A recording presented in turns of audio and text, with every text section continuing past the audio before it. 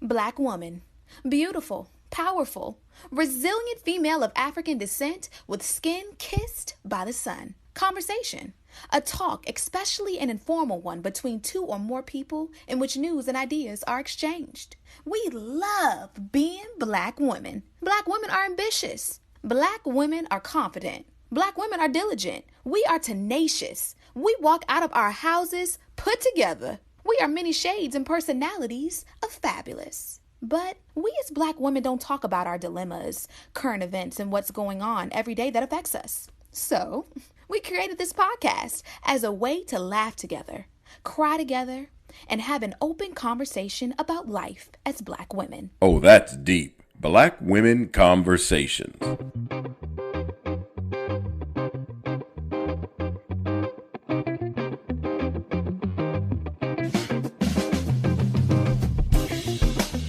Hey, Nicole.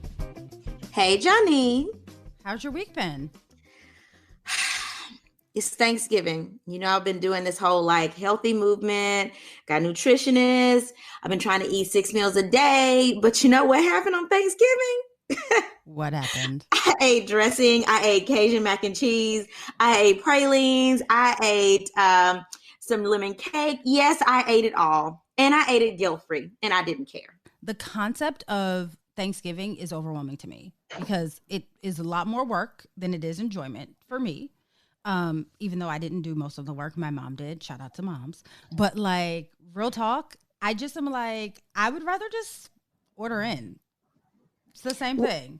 Let's order in. Ordering in is a real thing. I mean, that is, next year I think I'm going to do that. I'm not going to cook as much. And yeah, shout out to my mom too, because she cooked everything and except for the Cajun mac and cheese. I made the Cajun mac and cheese, which is gone now. Okay. So it must have been uber good because it's gone. And so the way I do my Cajun mac and cheese, so everyone could know, is I do a cheese sauce, okay, with 3 different types of cheese with a little mozzarella on the top, but I put lump crab meat in it and also crawfish in it.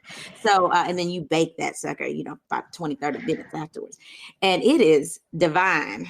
So I feasted on that. And now I'm right back at it. So I love teas because I feel like if I eat something really, and it may not work, y'all, okay?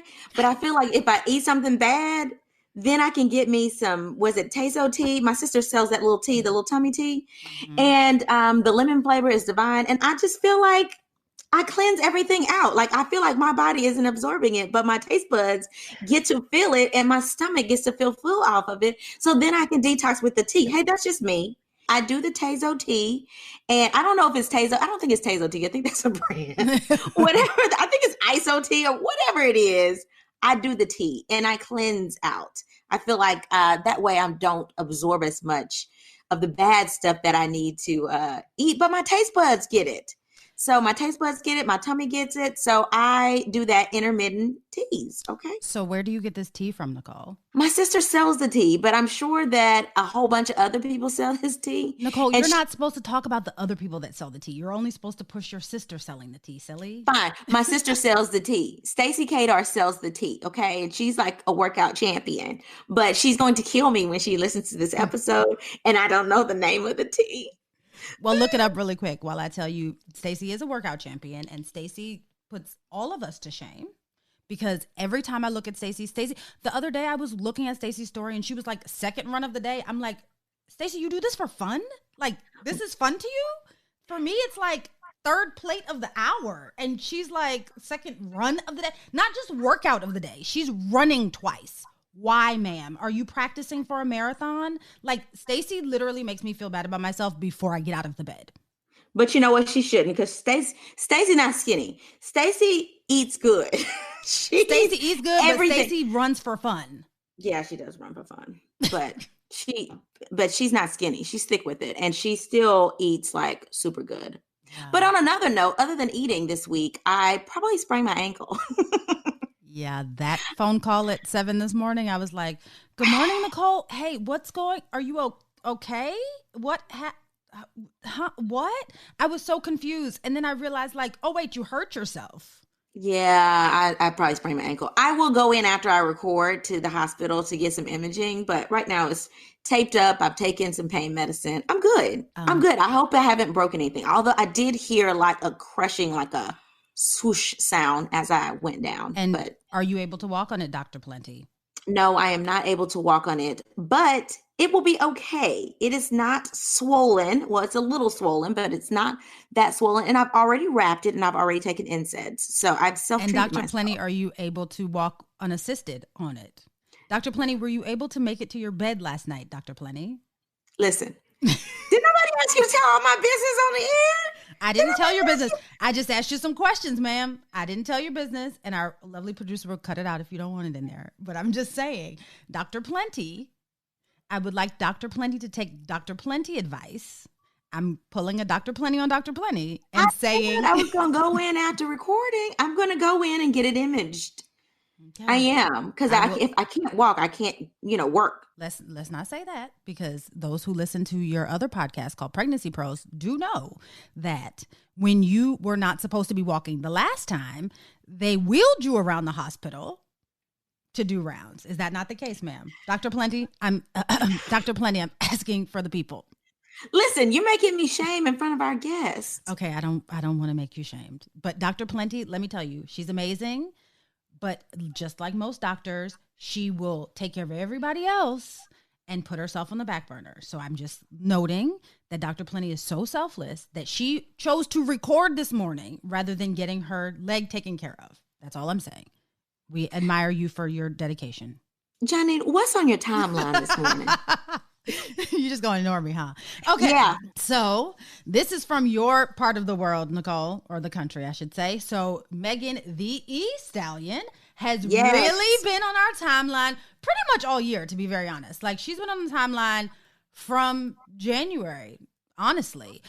So she made her debut on the pod when we had our episode about WAP, and it was super controversial, but we're not even gonna go back to that. But we've seen her making moves all year long. So I'm gonna start with March, because that's kind of around the time where we started talking about, hey, let's do a podcast, because that's when everything went click clink and we all got on lockdown. So let's go there. So in March, she released her EP Sugar with the hit Savage, literally that took over social media. It took over our timelines. It took over the world. We saw Savage, we got Savage, and we all latched onto it because that's what we needed at the time, right? So then later that same month, she released the remix with Queen Bee herself of Savage, and she, of course, much like her Houston sister Beyonce, is super philanthropic. So all of the proceeds for that particular remix went to helping their hometown of Houston with COVID relief. Shortly after that, in May, she became an ambassador for Rihanna's Savage Fenty line, which was super dope, right? In July, we know that, Meg had that unfortunate situation with, the rapper who we will not name because we're not going to give him the light of day, which kind of propelled her into the spotlight for the, support the Black woman movement. We're going to move on to August, right?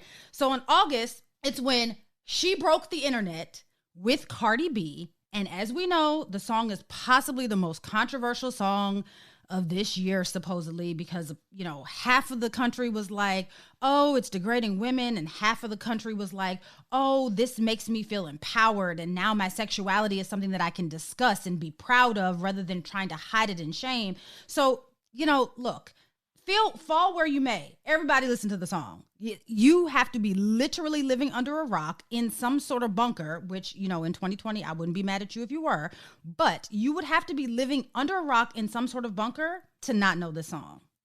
And we all know this. You might not want to listen to it with your kids, but the song had its purpose, right? And it also had 93 million downloads, so somebody was listening. In September, Meg landed on the cover of Time magazine as one of the most influential people, which is a huge deal. In October, Meg hit the stage of Saturday Night Live. And this month, she landed on the cover of GQ magazine. Let me tell you why I'm down for this. GQ is notoriously a men's magazine, right? And the fact that she is on the cover of GQ magazine, same year that she was on the cover of Time magazine, she's glowing, and I'm here for it, right? So what we are all here for right now is this month, couple of weeks ago, maybe not even a couple of weeks ago, about a week and a half ago, she released her debut album, Good News. Now, I was like, wait, this is her debut album? We've been hearing of her for, years now, right? But yes, her debut album, Good News, was released. And when she released this, she released an amazing video for her song, Body. This Body video, I think I'm more excited about the video than the album, right? So she had everyone in it from like Taraji P to Jordan Woods to Bria Majors. Black China was in it. I mean, there were a whole bunch of women of all different body types in this video.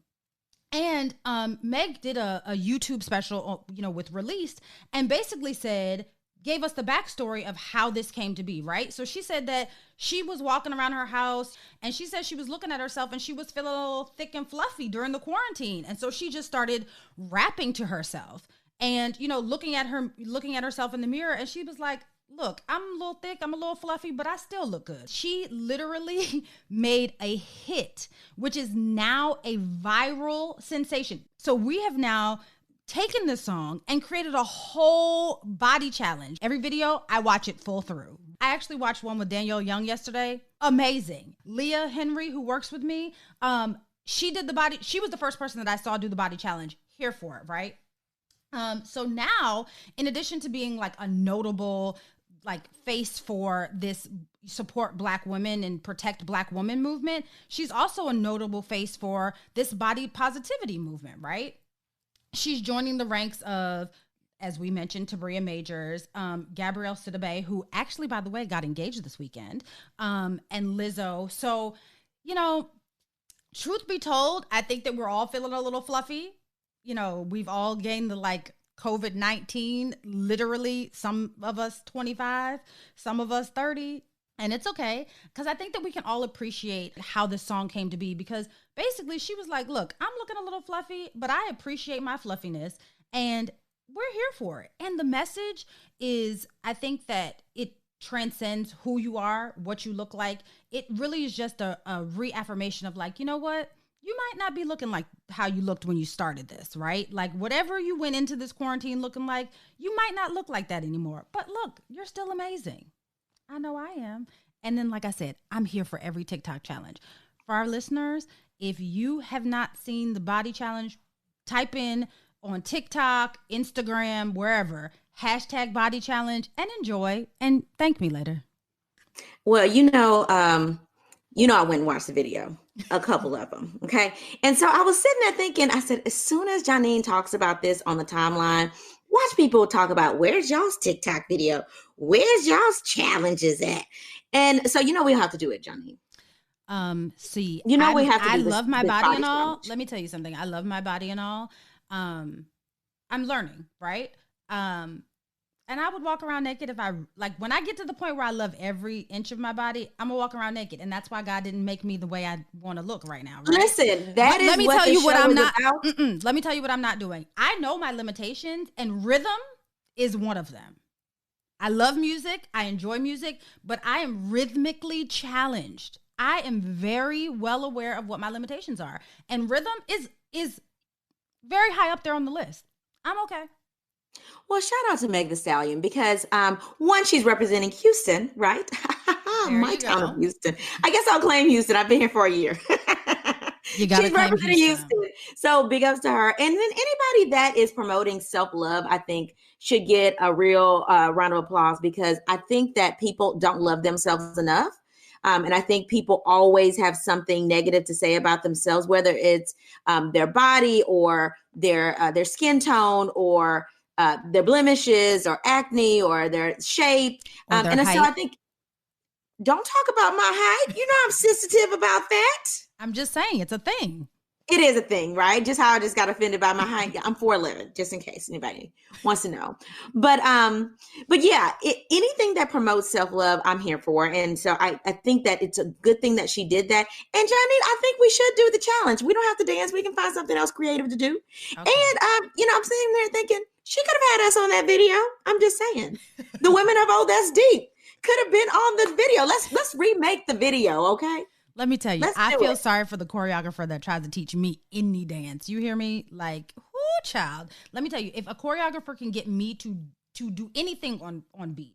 Give them all the awards that ever existed. My coordination just is lacking, very much so. Well, I can't talk about you since I tripped down the stairs and sprained my ankle. So I'm going to let you have a pass with that.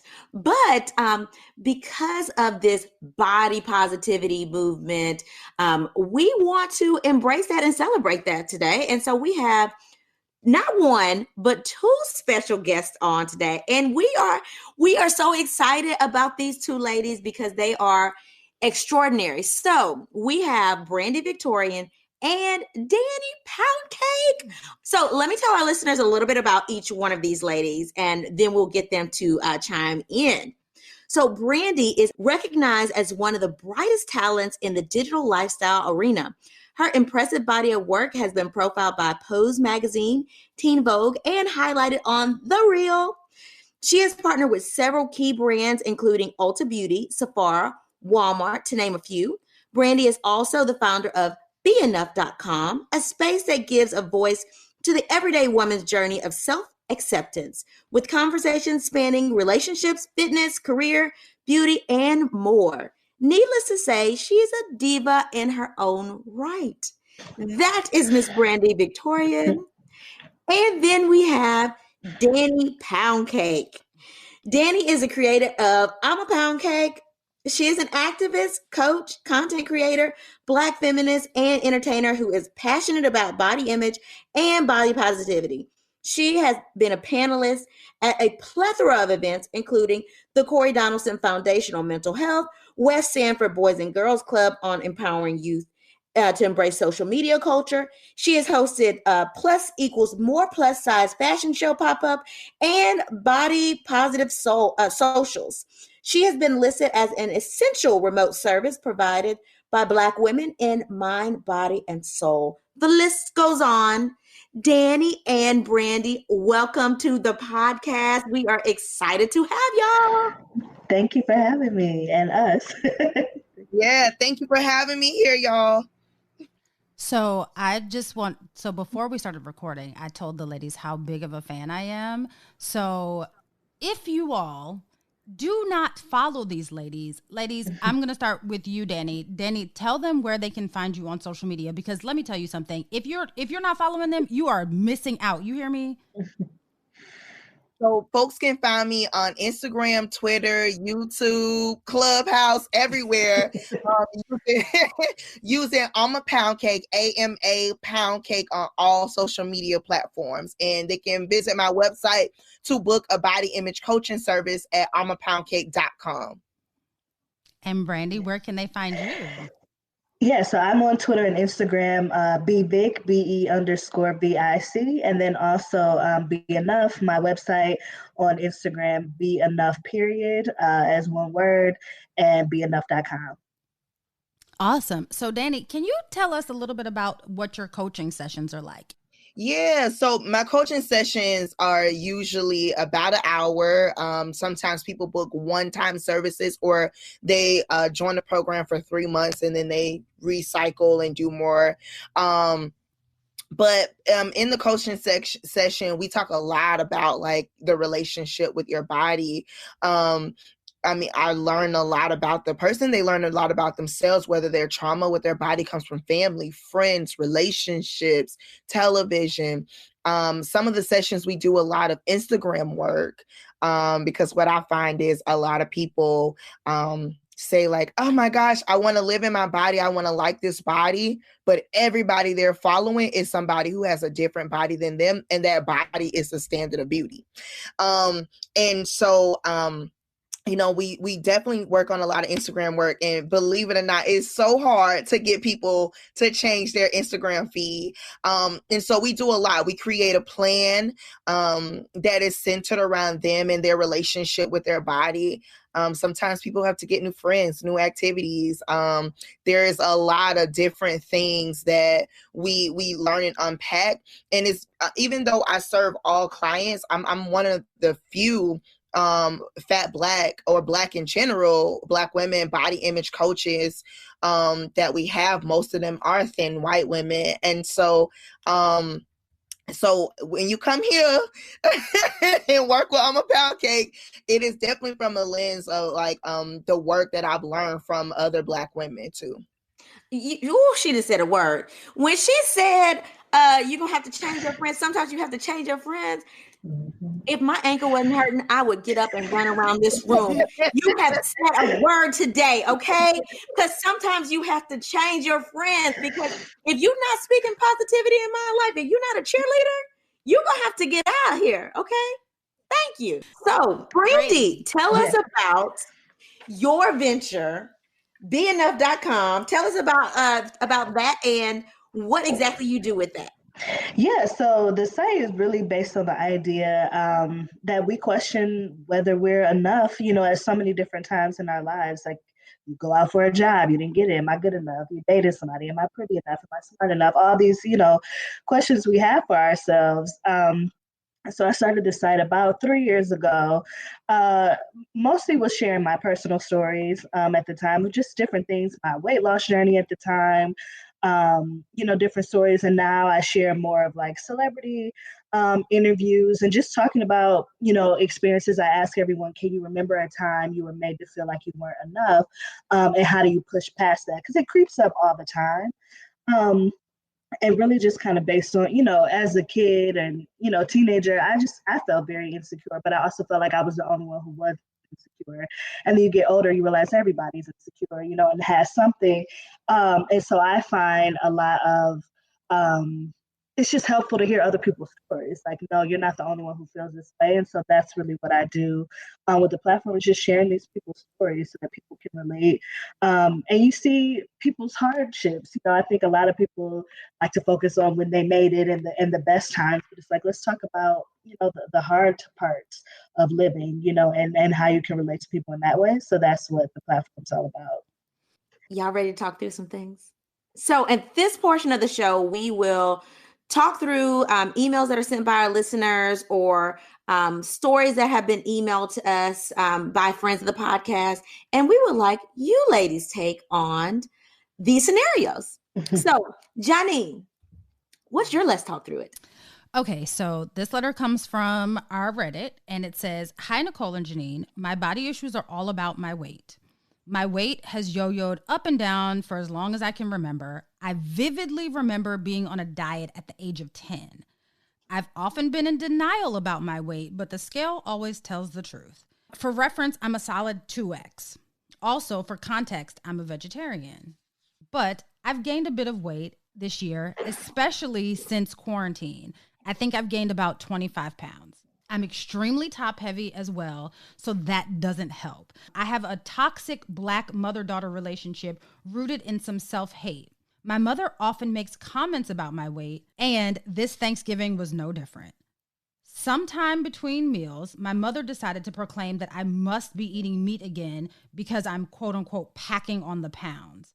Obviously, I wish I could mute her, but she's my mother and I try to be respectful. I mean, I understand that I'm fat. I have a mirror.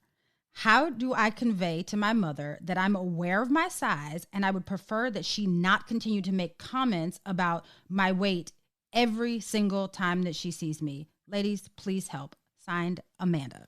There's a lot going on there. I mean, when you read the story, Janine, the first thing I thought was, as a mother myself, why is your 10-year-old on a diet? That's the first thing I thought, because if you think that your child has issue and you're concerned about your child's health, there are other ways to influence healthy lifestyle than to put your child on a diet. I just do not believe in putting children that young on a diet. You can get them involved in some exercise. You can make sure that they're eating healthy because she's eating what you're cooking.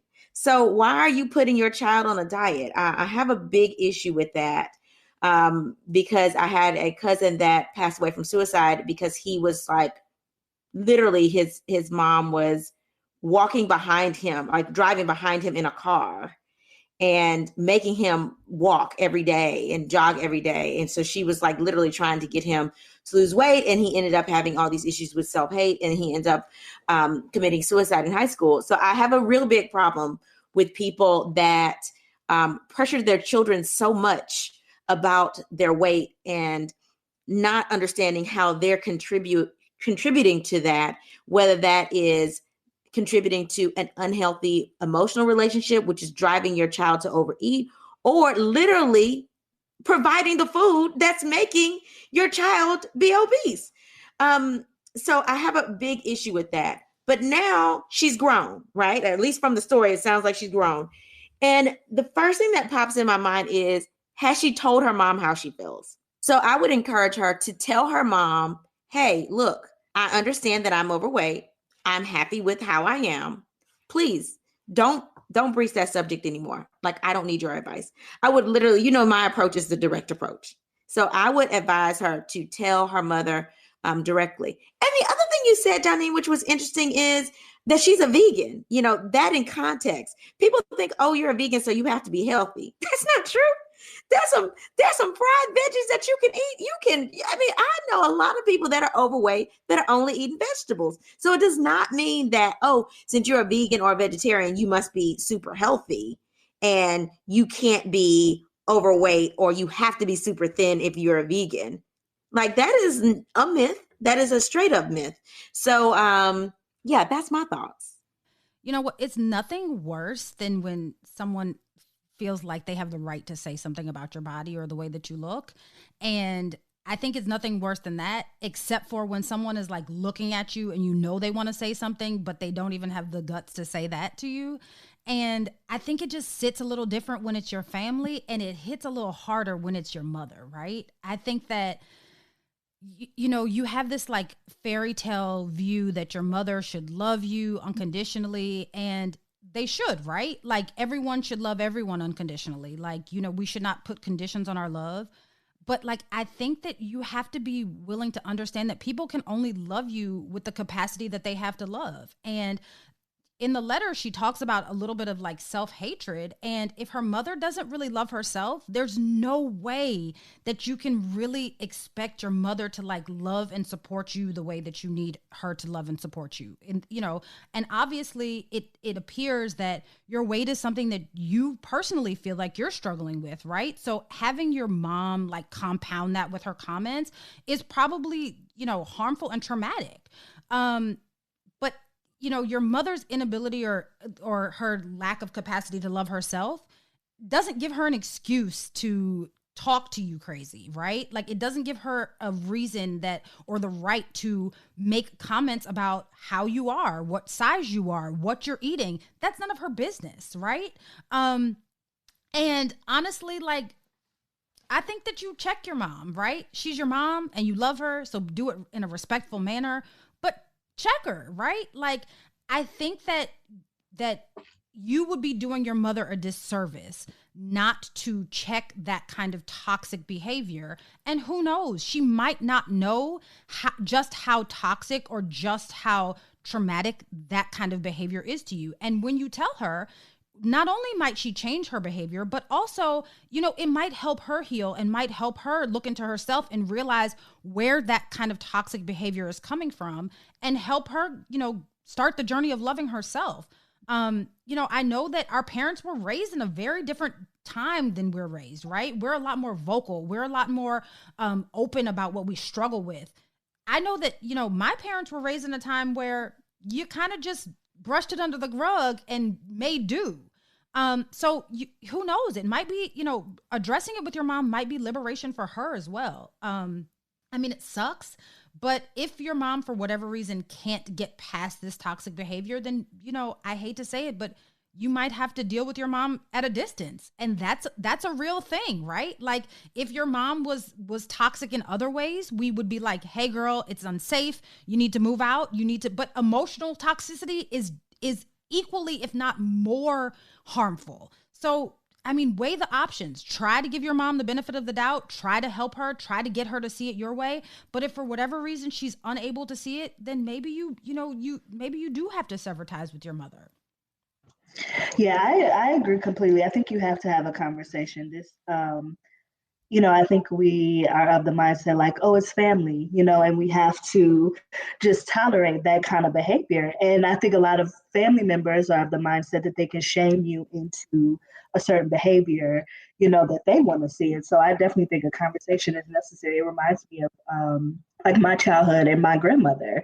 And then my mom, had gained weight after having me. And so my grandmother was always making a comment about my mom's size, about my size, but then steady handing us cake. And I can vividly remember my mom like, you're complaining about our weight, you're making these comments all the time, you steady shoving food down our throats. Like, none of this is helpful or useful. In that way. And I mean, as a kid, I would say, when I get older, I'm not going to be around my family. And I realize now, I do keep some of that distance because I know the conversation is always going to turn to that. And I'm not here for that at this age. And I'm not interested in having that experience. So I do think like space sometimes is necessary. It doesn't have to be a cutoff. And I just think the other part is the work of like, asking yourself how you feel about yourself outside of other people's opinions. Because I think the reader, saying, I have gained 25 pounds, during quarantine. So what? Like, that has no bearing on how people should talk to you or talk about your body or how you even should feel about your body. It's okay to want to be fitter or whatever. But that's not an excuse. So I think, ask yourself, are you comfortable with how you look outside of other people's opinions? And only make changes if it's about what you want to do for you. Yeah. A lot of what y'all said. It's making me think about just like how we don't think about how harmful diet culture is. And that comes from medicine, that comes from TV, that comes from our family, because 10 years old is not the youngest I've heard of people being on diets, right? It's not the youngest, even she was told by her mom, but people have been encouraged by doctors, right, to put their children on diets. And so I always talk about this, how healthcare has caused a lot of trauma between mothers and daughters when it comes to like body size, right? And so my mom, every time she took me to the doctor and they would tell her to put me on a diet, because I've been fat since I was 4 years old. And so they will always tell my mom that like I'm going to have diabetes if I didn't lose weight. Right. And so my mom, she would start crying, or she would be like, I don't want you to be like me. And so like what my mom was telling me is, I don't want you to be a fat person. Well, what is a fat person? Someone like all of the negative things that we know. And like the doctor didn't find any health concerns, right? I'm 27 years old. But what was coming up was, you don't look like the standard. Because to me, that's not health. That's not about health. That's about what I look like. And people can say that they're worrying about the future of my health, but like weight discrimination, or like the way that we have conversations about weight, did not come from healthcare.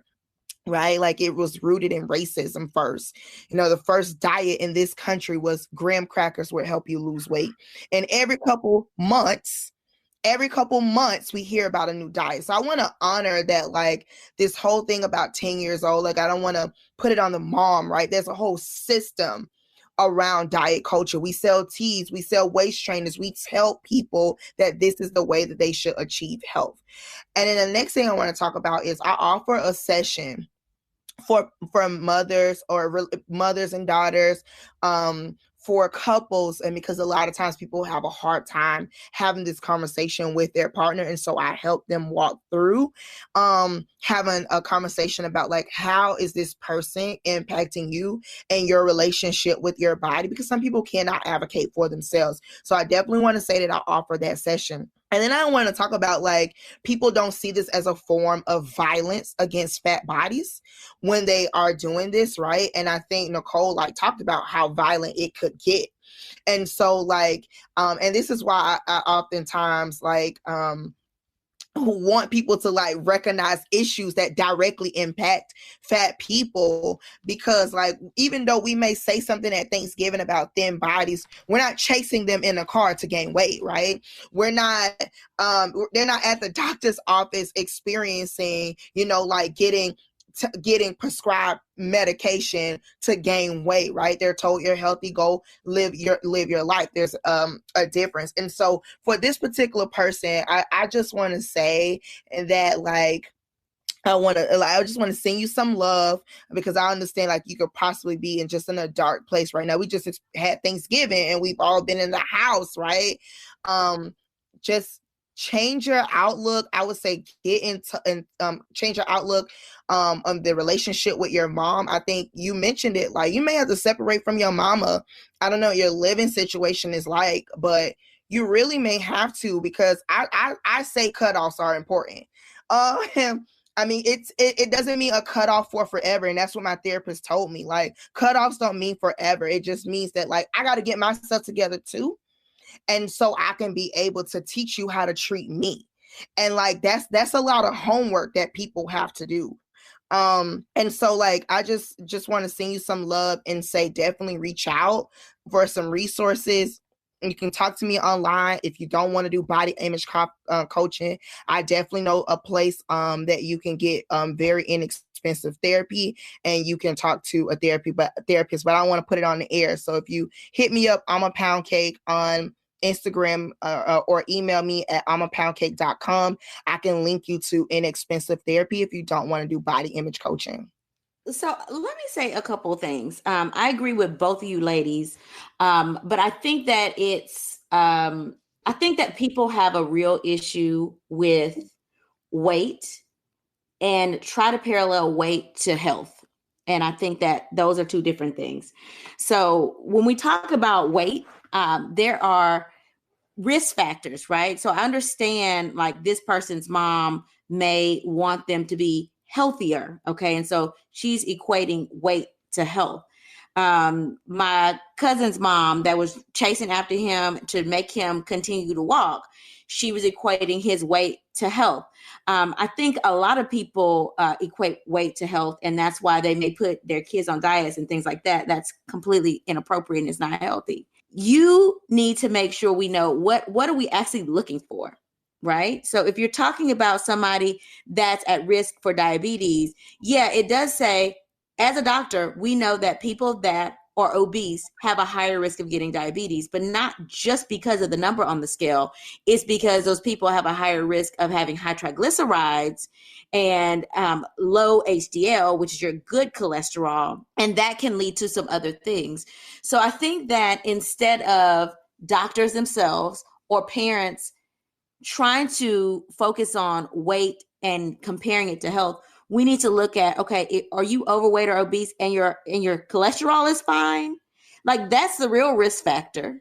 Are you thin and you have high cholesterol? That's the real thing, because you can have people that are skinny and have a much higher risk factor for getting diabetes or heart disease because they have high triglycerides and a low HDL, versus somebody that is overweight or fat and have great cholesterol. So I think that we need to stop paralleling weight and health. Those are two different things. And I think that it would be basically out of character for me not to say, hey, don't ignore the health signs. Okay. We have to make sure we are healthy. And if losing weight will help your cholesterol and help reduce your risk factors for some bad things to happen later on, then yeah, I think we do need to be intentional and pay attention to what we can do. But I don't think that it's this ideal number that we need to be working towards to make sure that we're healthy. Because what happens is we get to this ideal number in using some unhealthy techniques. Like, chronic diarrhea is not going to get you, a permanent healthy number, and it's going to cause your electrolytes to be unbalanced. If you are taking diet pills that's going to rev your metabolism up, well, okay, that's going to cause you to have heart disease because now you made yourself have hypertension. So I think we need to take a look at the bigger picture, and it has nothing to do with, hey, you are 50 pounds overweight or 100 pounds overweight. If your numbers look good, meaning if your cholesterol looks good and your blood pressure is controlled, like, that's the stuff you need to focus on to look at your overall health status, not the number on the scale. So, Nicole, what's your story? My story says, Janine and Nicole, hi, I'm stressed and not really sure what to do. I'm 29 years old and love what I do for a living. Essentially, I'm a marketer for a sports agency, to keep it simple. So previously, I had to either plan or do a lot of events and functions. The pandemic gave me a little break as we aren't doing many events in person. But this month, we started meeting up again. I've never been a small girl. Most would describe me as very curvy or thick. Since the pandemic, I've gained about 37 pounds. At the office mixer Thanksgiving social, I wore a cute red dress, sort of low cut with a little cleavage, but not too short. Several people commented how cute I looked. However, some of my colleagues mentioned us starting a weight loss challenge. My direct supervisor pulled me to the side at the end of the event and told me I was dressed inappropriately. I was so embarrassed, I cried after he left the room. Thinking back, now I just feel angry. Other women had on short dresses with cleavage showing. Some were even drunk, but none of them were as thick as I am. I weigh 289 pounds and I'm 5'6". I feel if I weighed 100 pounds less, this wouldn't have been an issue. What should I do? I almost want to quit my job. I think that we have to unpack the layers of this, right? I think that while this is about representation and discrimination for her size, I think that it has some grounding in misogyny and patriarchy, and it sounds like that company might not be a company that she wants to continue to work for, and rightfully so.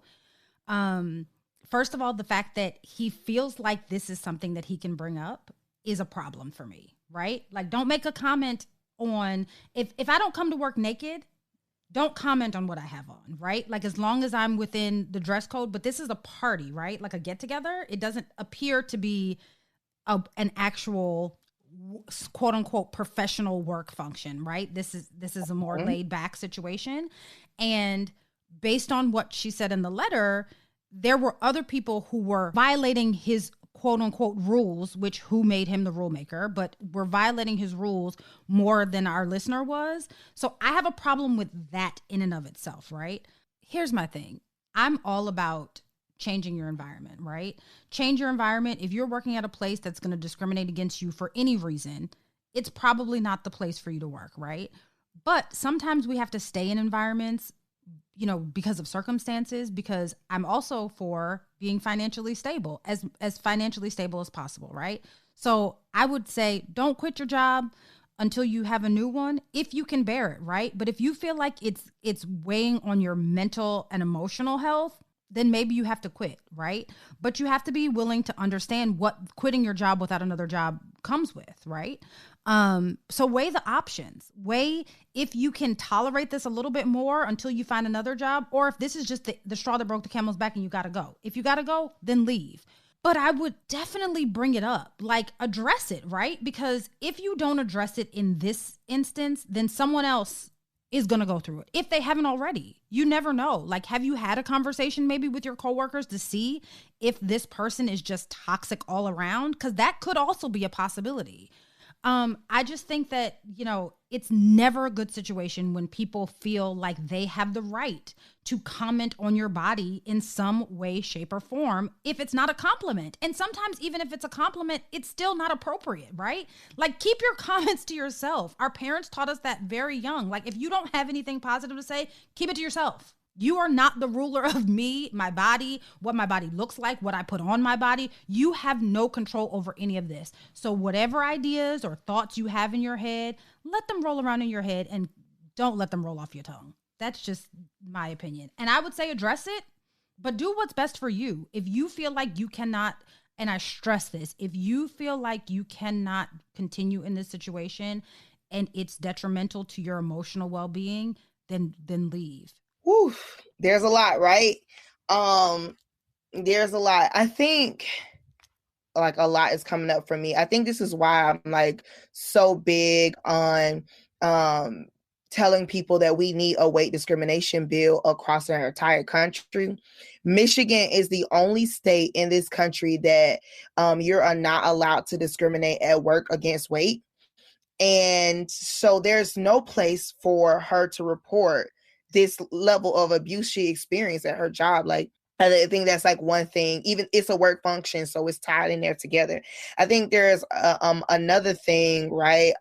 About this is making me think about like why so many people are pressured to have lipo, to have BBLs, right? Because there's privilege in having those bodies.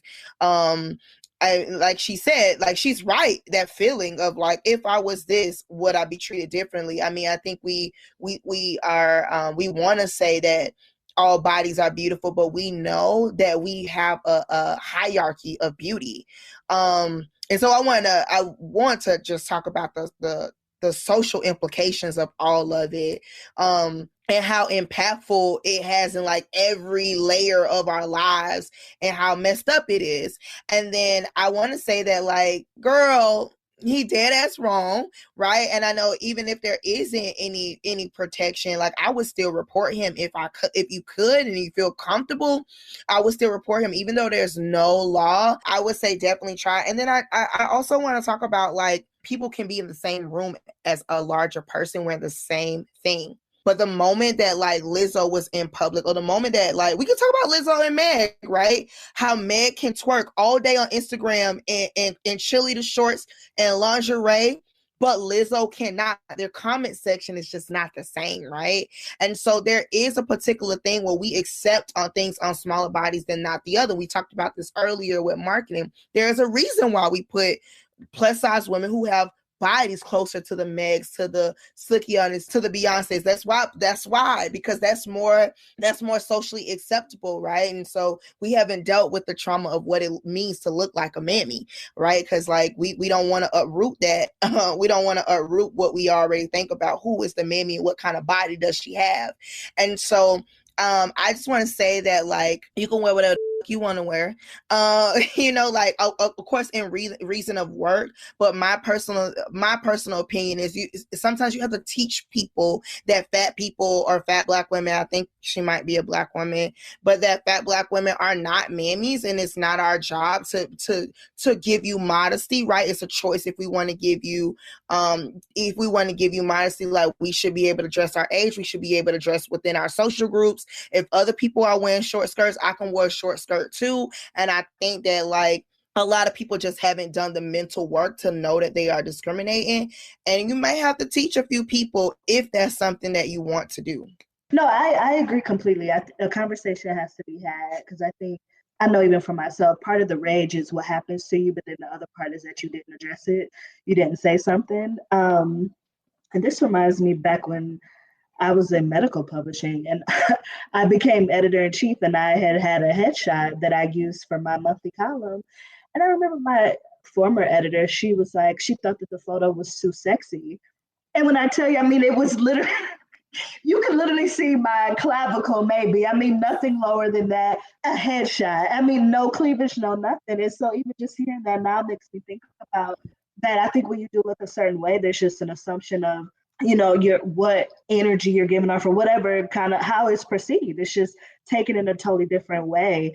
So yeah, I think absolutely a conversation with your manager, because I would say, I mean, on one hand, he probably knows what the discriminatory thoughts, he had, but I think sometimes people don't realize until you kind of point it out. So I think a conversation with him of like, what was your reasoning behind that? And did you have conversations with other people? Like, you have that right to address that with your manager, but also go to HR about it. I would absolutely document that. Because it's just wrong. And if you said it to any other woman, it's also equally wrong, about, just like you said, misogyny and all of those layers there. So I think it's something that has to be addressed so that isn't a constant issue. And I think you just won't have peace until you really know you address it. Now, if the company doesn't do anything about it, and I think too, if you're like, I'm ready to quit, it probably has already been some buildup of things already, and you like, it's time for me to get up out of here. And I feel you on that. And I think that's too, just like, you said, Janine, like, you have to know, are you in a place where you can do that? I would just say, like, be smart about it, make a plan. If you can't leave right away, but don't forget either, because we often have a time like, okay, it passed, I forget, and something else will happen. So, make sure that you take heed of this and what message it sends about your work environment, and get out if you can. Brande brought up something that really stuck out, and that's planning, right? So this listener, it sounds like she probably is on the road to quitting, but I would definitely encourage anybody that's in this situation to plan. And I plan everything. Plan your exit strategy. And the first thing I do when I plan is take inventory. So before you go to HR, you need to have some facts. All those selfies you took with your friends at that party, you need to make sure you printing them out. You need to make sure they know what you had on and they know what all these other people had on so that they can see that they were just as inappropriate as you. So when you go to HR, which you should, to say, hey, I was at a social function. This was not a paid work function. Therefore, there was no professional dress code in order. And I was taken to the side as if I was on the clock and told that I was inappropriate, although all these other people were extra inappropriate and drunk. That way you have proof. So take some inventory, take your facts with you. That way you've thought out your plan and you know what you're going to document and put on paper. So that's what I would say first. And then second, I know you have to address the elephant in the room in such that your supervisor was the person that pulled you to the side. So, but I'm wondering, having that conversation with your supervisor, how far will it get you, right? Is it going to make your supervisor come for you even more? Or is it going to make your supervisor step back and say, you know what, maybe I had a couple too many drinks that night and maybe I was inappropriate, right? You know your supervisor more than we do, okay? So we don't want you to do something that's going to cause you some backlash down the road. And so maybe the best approach is to go straight to HR and not talk to your supervisor initially. However, again, all about planning. I would beast my job. I mean, you're working virtually mostly now. I would make sure everything is perfect. I would start looking for a new job. I would give me some letters of recommendation on the side. And then if I found another job that I wanted, then I would quit. Once I got to the point that I filed my HR report and I, know my work can speak for itself, then, and if you're at that place now, then yeah, maybe it is okay to go ahead and have a conversation with your supervisor and say, hey, look, I want to talk to you about what you talked to me about that night of the social mixer. Like, did you talk to anybody else about their attire? Because I felt somewhat offended because did you realize that this person had this on and this person had this on and this person was drunk? So, it looks a little discriminatory to me. Did that come to your attention? And then wait and see what they say. Because if your work is speaking for itself, they're going to be reluctant to let you walk away, especially if you have proof that you're being discriminated against and these people were not dressed appropriate and weren't acting appropriate either compared to you, and your work is bringing the company money. My 2 cents. Amen. I say plan and then get out. Don't let these people stop your coins, but then get some bigger coins and get out. And tell them to suck your coins. That's right. Okay, so Nicole, what did you learn new this week? So Danni actually stole my learn something new this week, and that was and that was that there's only one state that makes it illegal to discriminate against employees on the basis of weight, and that is Michigan. But that the American Disabilities Act can cover obesity as a disability. But I don't know how I feel about that. I mean, that's to me on a am I disabled because I'm overweight? Like, I just don't understand that. But that is my learn something new. That, as well as 91% of women are actually unhappy with their bodies. 91%.